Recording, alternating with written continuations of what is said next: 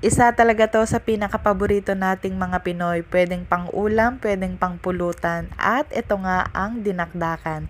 Grabe, napakasarap talaga nito. Kaya naman, samahan nyo ako ulit at ituturo ko sa inyo kung paano magluto nito. So kapag sinabi nating dinakdakan mga mare, kailangan maskara po ng baboy ang ating gamitin. At nilinis ko na nga yan. After ko malinis, ay nilagay ko ito sa pressure cooker para palambutin. At bago ko nga ito palambutin, ay tinimplahan ko nga muna ito. Naglagay lang ako dyan ng maraming asin. At syempre maglalagay din tayo dyan ng aromatics tulad ng bawang, sibuyas, pamintang buo at isang dahon ng laurel.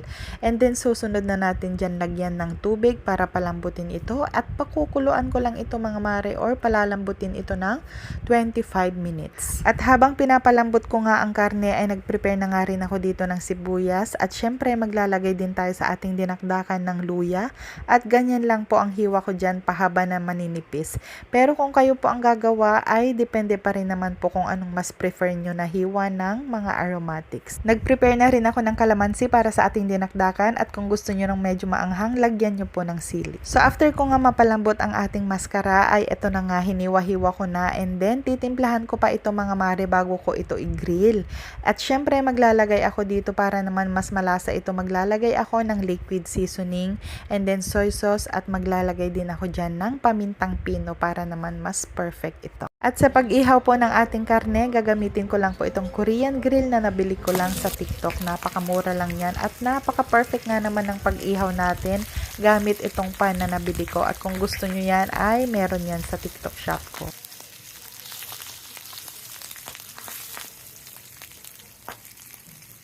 At after ko nga maihaw ang mga karne ay sinunod ko naman itong atay ng baboy at napakasarap nito sa ating dinakdakan. Mas malinamnam ang dinakdakan kapag merong atay ng baboy.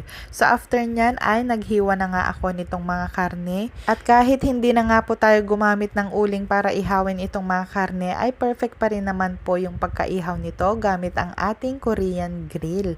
Kaya naman ayan, napakasarap nyan at hindi nga ako nakatiis, tumikim ako ng isa. At after ko mahiwa ang mga karne ay hiniwa ko na nga rin itong atay ng baboy. Grabe ang perfect ng pagkaihaw niyan. At dito nga po sa part na to ay nakaredy na rin ang ating calamansi juice at ang gagawin nga natin ay ilalagay natin ang utak ng baboy dito at dudurugin lang po natin ito. And then after nga natin yan madurog mga mare ay maglalagay ako dito ng 2 tablespoon of white vinegar.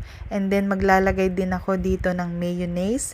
Yung plain lang po ang gamit ko dyan, hindi po yung matamis. Naglagay lang din po ako dito ng 2 tablespoon and then hinalo-halo ko lang yan.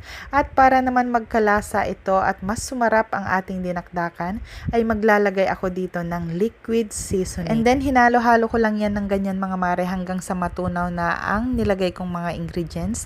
At after nyan ay ibinuhos ko na nga ito sa ating karne. And then mix lang natin yan ng mabuti mga mare at maglalagay na nga rin ako dito ng sibuyas at syempre sinunod ko na rin dyan ang luya.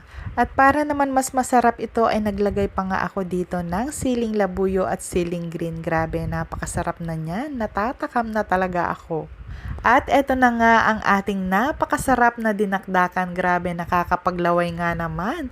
Tara na at kumain na tayo. Maraming salamat po sa panonood. See you next luto serye. Grabe ang lambot. Grabe akong sarap.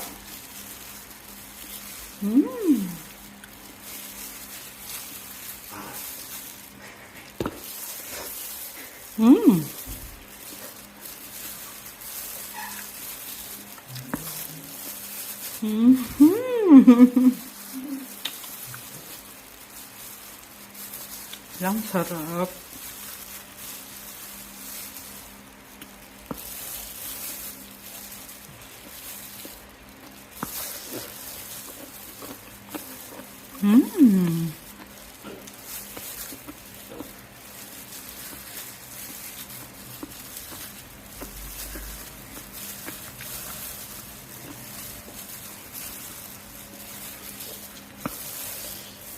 Panalo to, grabe ang sarap.